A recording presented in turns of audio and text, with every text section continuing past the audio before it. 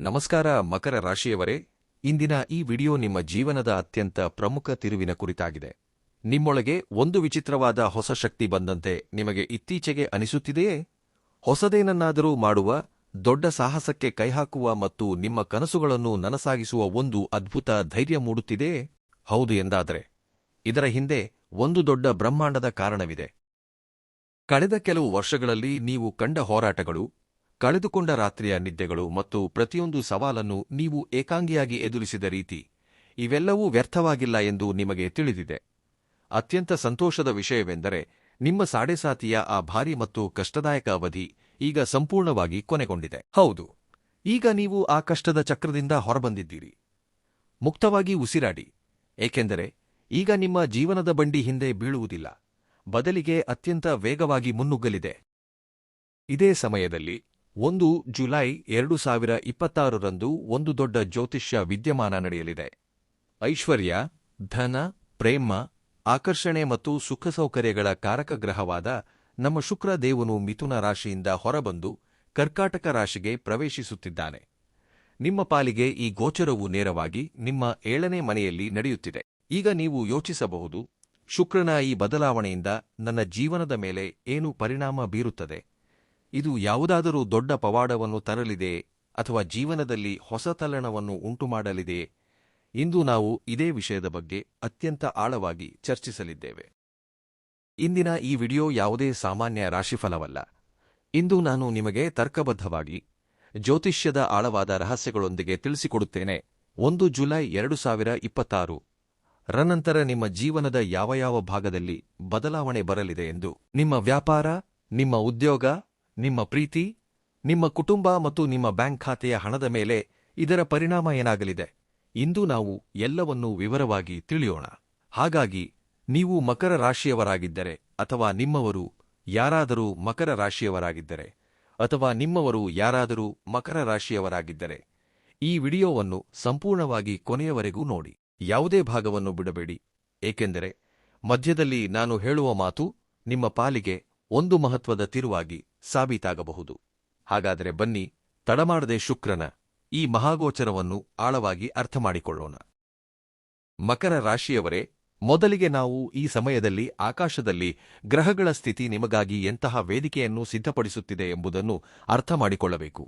ಮಕರ ರಾಶಿಯ ಅಧಿಪತಿ ಕರ್ಮಫಲದಾತ ಶನಿದೇವ ಮತ್ತು ಪ್ರಸ್ತುತ ಅಂದರೆ 2026ರಲ್ಲಿ ನಿಮ್ಮ ಅಧಿಪತಿ ಶನಿದೇವನು ಮೀನ ರಾಶಿಯಲ್ಲಿ ವಿರಾಜಮಾನನಾಗಿದ್ದಾನೆ ಎಂದು ತಿಳಿಯಲು ನಿಮಗೆ ತುಂಬಾ ಸಂತೋಷವಾಗುತ್ತದೆ. ಮೀನ ರಾಶಿಯು ನಿಮ್ಮ ಕುಂಡಲಿಯ 3ನೇ ಮನೆಯಾಗಿದೆ. ಜ್ಯೋತಿಷ್ಯದಲ್ಲಿ 3ನೇ ಮನೆ ಪ್ರೌಢಿಮೆ, ಸಾಹಸ, ಒಡಹುಟ್ಟಿದವರು ಮತ್ತು ನೀವು ತೆಗೆದುಕೊಳ್ಳುವ ಹೊಸ ಆರಂಭದ ಮಹತ್ವದ ಸ್ಥಾನವಾಗಿದೆ. ಶನಿಯು ಮೀನ ರಾಶಿಯಲ್ಲಿ ನಿಮ್ಮ 3ನೇ ಮನೆಯಲ್ಲಿ ಇರುವುದು ನಿಮಗೊಂದು ಅತ್ಯುತ್ತಮ ಅವಕಾಶವಿದ್ದಂತೆ. ಶನಿದೇವನು ಈ ಸಮಯದಲ್ಲಿ ನಿಮಗೆ ಅದ್ಭುತವಾದ ಧೈರ್ಯವನ್ನು ನೀಡುತ್ತಿದ್ದಾನೆ. ನಿಮ್ಮೊಳಗೆ ಈ ಸಮಯದಲ್ಲಿ ರಿಸ್ಕ್ ತೆಗೆದುಕೊಳ್ಳುವ, ಅಪಾಯವನ್ನು ಎದುರಿಸುವ ಒಂದು ಅದ್ಭುತ ಸಾಮರ್ಥ್ಯವು ಹುಟ್ಟಿಕೊಳ್ಳುತ್ತಿದೆ. ಈಗ ನೀವು ಹೆದರುವವರ ಪೈಕಿ ಖಂಡಿತ ಅಲ್ಲ. ಈ ಹಿಂದೆ ನಿಮಗೆ ಅಸಾಧ್ಯವೆಂದು ಅನಿಸುತ್ತಿದ್ದ ಕೆಲಸಗಳಿಗೆ ಈಗ ನೀವು ಹಿಂಜರಿಕೆಯಿಲ್ಲದೆ ಕೈ ಹಾಕಬಹುದು. ಮತ್ತು ಇದೇ ಅದ್ಭುತ ಪರಿಸ್ಥಿತಿಯ ನಡುವೆ 1 ಜುಲೈ 2026ರಂದು ಶುಕ್ರದೇವನು ನಿಮ್ಮ 7ನೇ ಮನೆಯಾದ ಕರ್ಕಾಟಕ ರಾಶಿಗೆ ಬರುತ್ತಿದ್ದಾನೆ. ಮಕರ ರಾಶಿಯವರಿಗೆ ಶುಕ್ರದೇವನು ಯಾವುದೇ ಸಾಧಾರಣ ಗ್ರಹವಲ್ಲ, ಬದಲಿಗೆ ಅವನು ನಿಮಗಾಗಿ ಒಂದು ಶುಭ ಫಲಗಳನ್ನು ನೀಡುವ ಯೋಗಕಾರಕ ಗ್ರಹವಾಗಿದ್ದಾನೆ. ಅಂದರೆ ನಿಮ್ಮ ಕುಂಡಲಿಯಲ್ಲಿ ಅತ್ಯಂತ ಒಳಿತನ್ನು ಮಾಡಲು ಬದ್ಧನಾಗಿರುವ ಗ್ರಹ. ಶುಕ್ರನು ನಿಮ್ಮ 5ನೇ ಮನೆ ಮತ್ತು 10ನೇ ಮನೆ ಭಾವಗಳ ಅಧಿಪತಿಯಾಗಿದ್ದಾನೆ. ಒಂದು ಯೋಗಕಾರಕ ಗ್ರಹವು ನಿಮ್ಮ 7ನೇ ಮನೆಗೆ, ಅಂದರೆ ವ್ಯಾಪಾರ, ಜೀವನ ಸಂಗಾತಿ, ಪಾಲುದಾರಿಕೆ ಮತ್ತು ಸಮಾಜದಲ್ಲಿ ನಿಮ್ಮ ಗೌರವದ ಸ್ಥಾನಕ್ಕೆ ಬಂದು ಕುಳಿತಾಗ ಮತ್ತು ಅಲ್ಲಿಂದ ನೇರವಾಗಿ ನಿಮ್ಮ ಲಗ್ನವನ್ನು, ಅಂದರೆ ನಿಮ್ಮ ಮೊದಲನೆಯ ಮನೆಯನ್ನು ತನ್ನ ಪೂರ್ಣ ದೃಷ್ಟಿಯಿಂದ ನೋಡಿದಾಗ ಅದರ ಫಲಿತಾಂಶವು ಅತ್ಯಂತ ಪವಾಡ ಸದೃಶವಾಗಿರುತ್ತದೆ. ಈ ಪವಾಡ ಹೇಗೆ ಕೆಲಸ ಮಾಡುತ್ತದೆ? ಬನ್ನಿ, ಇದನ್ನು ನಿಮ್ಮ ಜೀವನದ ಬೇರೆ ಬೇರೆ ಭಾಗಗಳಾಗಿ ವಿಂಗಡಿಸಿ ಅರ್ಥಮಾಡಿಕೊಳ್ಳೋಣ. ಮೊದಲಿಗೆ ನಿಮ್ಮ ವೃತ್ತಿ ಮತ್ತು ವ್ಯಾಪಾರದ ಬಗ್ಗೆ ಮಾತನಾಡೋಣ. ಮಕರ ರಾಶಿಯವರಾದ ನೀವು ತುಂಬಾ ಕರ್ಮನಿಷ್ಠರು. ಕೆಲಸವೇ ನಿಮಗೊಂದು ಪೂಜೆ. ಶುಕ್ರನು ನಿಮ್ಮ 10ನೇ ಮನೆಯಾದ ವೃತ್ತಿಯ ಅಧಿಪತಿಯಾಗಿ 7ನೇ ಮನೆಗೆ ಹೋಗುತ್ತಿದ್ದಾನೆ. ಇದರ ನೇರ ಅರ್ಥವೇನೆಂದರೆ ನಿಮ್ಮ ಉದ್ಯೋಗ ಈಗ ಸಾರ್ವಜನಿಕ ವ್ಯವಹಾರ ಮತ್ತು ಪಾಲುದಾರಿಕೆಯ ಜೊತೆಗೆ ಜೋಡಣೆಯಾಗಲಿದೆ. ಒಂದು ವೇಳೆ ನೀವು ಸ್ವಂತ ವ್ಯಾಪಾರ ಮಾಡುತ್ತಿದ್ದರೆ 1 ಜುಲೈ 2026 ನಂತರದ ಸಮಯವು ನಿಮಗೆ ಅದ್ಭುತ ಯಶಸ್ಸನ್ನು ತರಬಹುದು.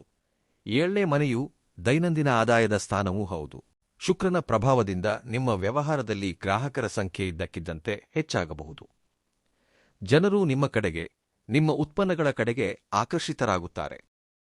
ನೀವು ದೀರ್ಘಕಾಲದಿಂದ ಯಾವುದೇ ಪಾಲುದಾರಿಕೆಯ ಬಗ್ಗೆ ಯೋಚಿಸುತ್ತಿದ್ದರೆ ಅಥವಾ ಯಾರೊಂದಿಗಾದರೂ ಸೇರಿ ಯಾವುದೇ ಹೊಸ ಸಾಹಸ ಮಾಡಲು ಬಯಸುತ್ತಿದ್ದರೆ, 3ನೇ ಮನೆಯಲ್ಲಿ ಕುಳಿತಿರುವ ಶನಿಯು ನಿಮಗೆ ಆ ಸಾಹಸ ಮಾಡುವ ಧೈರ್ಯವನ್ನು ನೀಡುತ್ತಿದ್ದಾನೆ ಮತ್ತು 7ನೇ ಮನೆಯಲ್ಲಿ ಕುಳಿತಿರುವ ಶುಕ್ರನು ಆ ಪಾಲುದಾರಿಕೆಯನ್ನು ಯಶಸ್ವಿಗೊಳಿಸುತ್ತಿದ್ದಾನೆ. ಉದ್ಯೋಗದಲ್ಲಿ ಇರುವವರಿಗೂ ಸಹ ಈ ಸಮಯವು ತುಂಬಾ ಶುಭದಾಯಕವಾಗಿದೆ.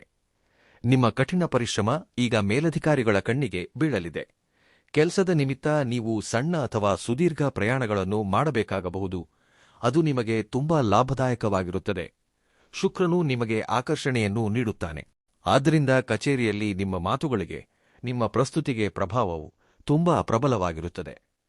ಜನರು ನಿಮ್ಮ ಮಾತನ್ನು ಕೇಳುತ್ತಾರೆ ಮತ್ತು ಒಪ್ಪಿಕೊಳ್ಳುತ್ತಾರೆ. ಈಗ ನೀವೆಲ್ಲರೂ ಕಾಯುತ್ತಿರುವ ಆ ಪ್ರಮುಖ ವಿಷಯಕ್ಕೆ ಬರೋಣ, ಅದೇ ಹಣ. ಮಕರ ರಾಶಿಯವರೇ, ನಿಮಗೆ ಶುಕ್ರನು ಧನ ಮತ್ತು ಐಶ್ವರ್ಯದ ನೇರ ಕಾರಕನಾಗಿದ್ದಾನೆ. ಶುಕ್ರನು 7ನೇ ಮನೆಯಲ್ಲಿ ಕುಳಿತು ನಿಮ್ಮ ಲಗ್ನವನ್ನು, ಅಂದ್ರೆ ನಿಮ್ಮ ಶರೀರ ಮತ್ತು ವ್ಯಕ್ತಿತ್ವವನ್ನು ನೋಡಿದಾಗ ನಿಮ್ಮಲ್ಲಿ ಒಳ್ಳೆಯ ಬಟ್ಟೆಗಳನ್ನು ಧರಿಸುವ, ಉತ್ತಮ ಜೀವನವನ್ನು ನಡೆಸುವ ಮತ್ತು ಐಷಾರಾಮಿ ವಸ್ತುಗಳನ್ನು ಆನಂದಿಸುವ ಇಚ್ಛೆ ಹೆಚ್ಚಾಗುತ್ತದೆ. ಮತ್ತು ಅತ್ಯಂತ ಒಳ್ಳೆಯ ವಿಷಯವೆಂದರೆ, ಶುಕ್ರನು ಕೇವಲ ಇಚ್ಛೆಯನ್ನು ಮಾತ್ರ ಹೆಚ್ಚಿಸುವುದಿಲ್ಲ, ಆ ಇಚ್ಛೆಗಳನ್ನು ಪೂರೈಸಲು ನಿಮ್ಮ ಜೇಬಿಗೆ ಹಣವನ್ನು ಹಾಕುತ್ತಾನೆ. ಆಕಸ್ಮಿಕ ಧನಲಾಭದ ಯೋಗಗಳು ಸೃಷ್ಟಿಯಾಗುತ್ತಿವೆ. ನೀವು ಗತಕಾಲದಲ್ಲಿ ಮಾಡಿದ ಯಾವುದೇ ಹೂಡಿಕೆಯ ಲಾಭ ಈ ಸಮಯದಲ್ಲಿ ನಿಮಗೆ ಸಿಗಬಹುದು. ನಿಮ್ಮ ಹಣ ಎಲ್ಲಾದರೂ ಸಿಲುಕಿಕೊಂಡಿದ್ದರೆ, ಜುಲೈ 1 ನಂತರ ಸ್ವಲ್ಪ ಪ್ರಯತ್ನ ಮಾಡಿದರೆ ಅದು ಮರಳಿ ಬರಬಹುದು. ಆದರೆ ಒಂದು ವಿಷಯದ ಕಡೆಗೆ ಗಮನ ಹರಿಸಬೇಕು. ಶುಕ್ರನು ಭೋಗ ವಿಲಾಸದ ಗ್ರಹ. ಹಣ ಬರುತ್ತದೆ, ಆದರೆ ನಿಮ್ಮ ಖರ್ಚುಗಳು ಹೆಚ್ಚಾಗುತ್ತವೆ. ನೀವು ನಿಮ್ಮ ಸುಖಸೌಕರ್ಯಗಳಿಗಾಗಿ, ನಿಮ್ಮ ಹವ್ಯಾಸಗಳಿಗಾಗಿ ಮತ್ತು ನಿಮ್ಮ ಕುಟುಂಬಕ್ಕಾಗಿ ಮನಸಾರೆ ಖರ್ಚು ಮಾಡುತ್ತೀರಿ. ಆದರೆ ಕೇವಲ ಪ್ರದರ್ಶನಕ್ಕಾಗಿ ಅತಿಯಾಗಿ ಖರ್ಚು ಮಾಡಬೇಡಿ. ನಂತರ ಯೋಚಿಸಬೇಕಾಗಬಹುದು. ಆದರೂ ಶನಿದೇವನು 3ನೇ ಮನೆಯಲ್ಲಿ ಕುಳಿತು ನಿಮ್ಮನ್ನು ತುಂಬಾ ಪ್ರಾಯೋಗಿಕವಾಗಿ ಯೋಚಿಸುವಂತೆ ಮಾಡುತ್ತಿದ್ದಾನೆ. ಹಾಗಾಗಿ ನೀವು ನಿಮ್ಮ ಹಣವನ್ನು ಸರಿಯಾಗಿ ನಿರ್ವಹಣೆ ಮಾಡಿಕೊಳ್ಳುತ್ತೀರಿ ಎಂಬ ಪೂರ್ಣ ನಂಬಿಕೆ ನನಗಿದೆ. ಮಕರ ರಾಶಿಯವರಿಗೆ ಈ ಮುಂದಿನ ಭಾಗವು ಅತ್ಯಂತ ಆಸಕ್ತಿದಾಯಕವಾಗಿರಲಿದೆ. 7ನೇ ಮನೆಯು ನೇರವಾಗಿ ನಿಮ್ಮ ವಿವಾಹ ಮತ್ತು ಜೀವನ ಸಂಗಾತಿಯ ಸ್ಥಾನವಾಗಿದೆ. ಶುಕ್ರನು ಪ್ರೇಮ ಮತ್ತು ಪ್ರೀತಿಯ ಗ್ರಹ. ಯಾರು ಇನ್ನೂ ಕೂಡ ಅವಿವಾಹಿತರಾಗಿದ್ದಾರೋ ಅವರಿಗೆ 1 ಜುಲೈ 2026 ನಂತರದ ಸಮಯವು ಯಾವುದೇ ಪವಾಡಕ್ಕಿಂತ ಕಡಿಮೆಯಿಲ್ಲ. ಶುಕ್ರನ ದೃಷ್ಟಿ ನಿಮ್ಮ ಮೇಲೆ ಬಿದ್ದಾಗ ನಿಮ್ಮ ಆಕರ್ಷಣೆ ಎಷ್ಟು ಹೆಚ್ಚಾಗುವುದೆಂದರೆ ಜನರು ನಿಮ್ಮ ಕಡೆಗೆ ಕಾಂತದ ತರಹ ಸೆಳೆಯಲ್ಪಡುತ್ತಾರೆ.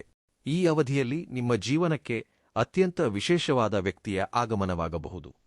ನೋಡಲು ತುಂಬಾ ಸುಂದರವಾಗಿರುವ ಮತ್ತು ಸ್ವಭಾವದಲ್ಲಿ ತುಂಬಾ ಕಾಳಜಿ ವಹಿಸುವ ವ್ಯಕ್ತಿ ಅವರಾಗಿರುತ್ತಾರೆ. ಯಾರು ಈಗಾಗಲೇ ಪ್ರೀತಿಯಲ್ಲಿದ್ದಾರೋ ಅವರಿಗೆ ಈ ಸಮಯವು ತಮ್ಮ ಸಂಬಂಧವನ್ನು ಮುಂದಿನ ಹಂತಕ್ಕೆ ಕೊಂಡೊಯ್ಯುವ ಸಮಯವಾಗಿದೆ. ನೀವು ವಿವಾಹದ ಬಂಧನಕ್ಕೆ ಒಳಗಾಗುವ ನಿರ್ಧಾರವನ್ನು ತೆಗೆದುಕೊಳ್ಳಬಹುದು ಮತ್ತು ಯಾರು ಈಗಾಗಲೇ ವಿವಾಹಿತರಾಗಿದ್ದಾರೋ ಅವರ ವೈವಾಹಿಕ ಜೀವನದಲ್ಲಿ ಹೊಸ ಕಳೆ ಬರಲಿದೆ. ಕಳೆದ ಕೆಲವು ದಿನಗಳಲ್ಲಿ ನಿಮ್ಮ ಮತ್ತು ನಿಮ್ಮ ಸಂಗಾತಿಯ ನಡುವೆ ದೂರ ಉಂಟಾಗಿದ್ದರೆ, ಯಾವುದೇ ವಿಷಯದ ಬಗ್ಗೆ ಭಿನ್ನಾಭಿಪ್ರಾಯಗಳಿದ್ದರೆ, ಶುಕ್ರನ ಈ ಗೋಚರವು ಆ ಎಲ್ಲಾ ದೂರವನ್ನು ಅಳಿಸಿಹಾಕುತ್ತದೆ. ನೀವು ಇಬ್ಬರೂ ಪರಸ್ಪರ ಉತ್ತಮ ಸಮಯ ಕಳೆಯುತ್ತೀರಿ. ಎಲ್ಲಾದರೂ ಹೊರಗಡೆ ಪ್ರವಾಸ ಹೋಗಲು ಯೋಜನೆ ಮಾಡಬಹುದು ಮತ್ತು ನಿಮ್ಮ ಸಂಬಂಧದಲ್ಲಿ ಮಧುರತೆ ಮರಳಿ ಬರಲಿದೆ. ನಿಮ್ಮ ಜೀವನ ಸಂಗಾತಿ ಈ ಸಮಯದಲ್ಲಿ ನಿಮಗಾಗಿ ಅದೃಷ್ಟದ ಸಂಕೇತವಾಗಿ ಸಾಬೀತಾಗಲಿದ್ದಾರೆ. ಅವರ ಹೆಸರಿನಲ್ಲಿ ಅಥವಾ ಅವರ ಸಲಹೆಯ ಮೇರೆಗೆ ನೀವು ಯಾವುದೇ ಕೆಲಸ ಮಾಡಿದರೂ ಅದರಲ್ಲಿ ನಿಮಗೆ 100ಕ್ಕೆ 100 ಯಶಸ್ಸು ಸಿಗಲಿದೆ. ಸ್ನೇಹಿತರೆ, ಜೀವನದಲ್ಲಿ ಗ್ರಹಗಳು ಯಾವಾಗಲೂ ಬದಲಾಗುತ್ತಿರುತ್ತವೆ, ಆದರೆ ಎಲ್ಲದಕ್ಕಿಂತ ಹೆಚ್ಚು ಪ್ರಾಮುಖ್ಯತೆ ಇರುವುದು ನಿಮ್ಮ ಸ್ವಂತ ಕರ್ಮಶಕ್ತಿಗೆ. ಮಕರ ರಾಶಿಯವರಾಗಿರುವುದರಿಂದ ನೀವು ಪೃಥ್ವಿ ತತ್ವದ ರಾಶಿಯಾಗಿದ್ದೀರಿ. ನೀವು ಗಾಳಿಯಲ್ಲಿ ಗೋಪುರ ಕಟ್ಟುವವರಲ್ಲ, ನೀವು ನೆಲದ ಮೇಲಿದ್ದುಕೊಂಡು ಕಠಿಣ ಪರಿಶ್ರಮ ಪಡುವುದನ್ನು ಬಲ್ಲವರು. ಈಗ ಸಾಡೆಸಾತಿ ಮುಗಿದಿರುವುದರಿಂದ ಆ ಹಳೆಯ ನಕಾರಾತ್ಮಕತೆಯನ್ನು ನೀವು ನಿಮ್ಮ ಮನಸ್ಸಿನಿಂದ ಹೊರಹಾಕಬೇಕು. ನನ್ನ ಜೊತೆ ಯಾವಾಗಲೂ ಕೆಟ್ಟದ್ದೇ ಆಗುತ್ತದೆ ಅಥವಾ ನನ್ನ ಕೆಲಸಗಳು ಅರ್ಧಕ್ಕೆ ನಿಂತು ಹೋಗುತ್ತವೆ ಎಂದು ಈಗ ಯೋಚಿಸಬೇಡಿ. ಇಲ್ಲ, ಈಗ ಸಮಯ ಬದಲಾಗಿದೆ. ಶನಿದೇವನು ನಿಮ್ಮ 3ನೇ ಮನೆಯಿಂದ ಹೇಳುತ್ತಿದ್ದಾನೆ, ಎದ್ದೇಳಿ, ಸಾಹಸ ಮಾಡಿ, ಹೆದರಬೇಡಿ ಎಂದು.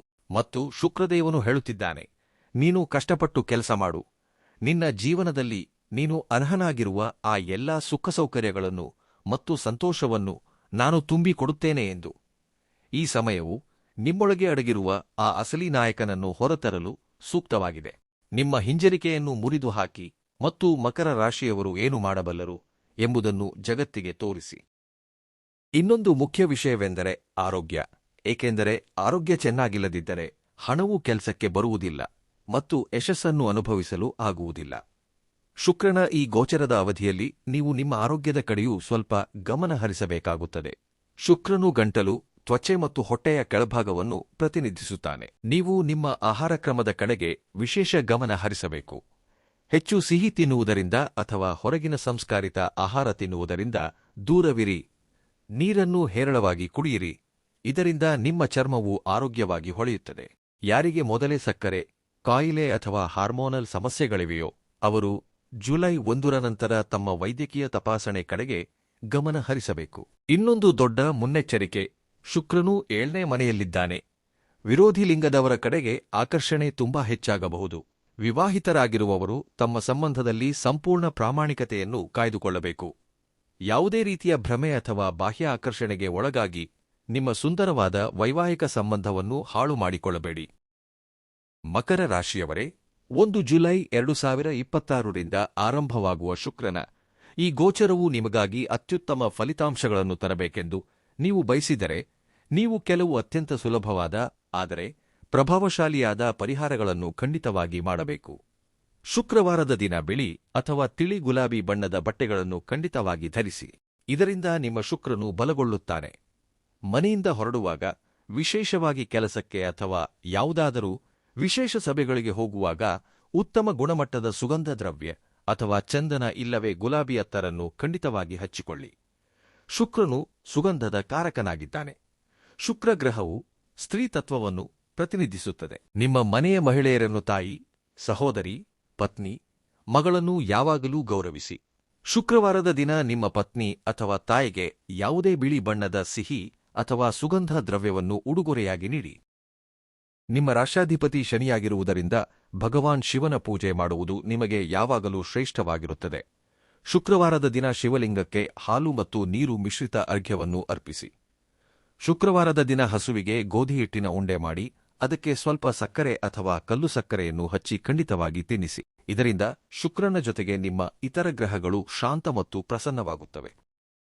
ಹಾಗಾದರೆ ಮಕರ ರಾಶಿಯವರೇ ಸಿದ್ಧರಾಗಿ 1 ಜುಲೈ 2026 ರನಂತರ ನಿಮ್ಮ ಜೀವನದಲ್ಲಿ ಬರಲಿರುವ ಈ ಸುಂದರವಾದ ಬದಲಾವಣೆಗಾಗಿ ಪವಾಡಗಳು ನಡೆಯಲಿವೆ.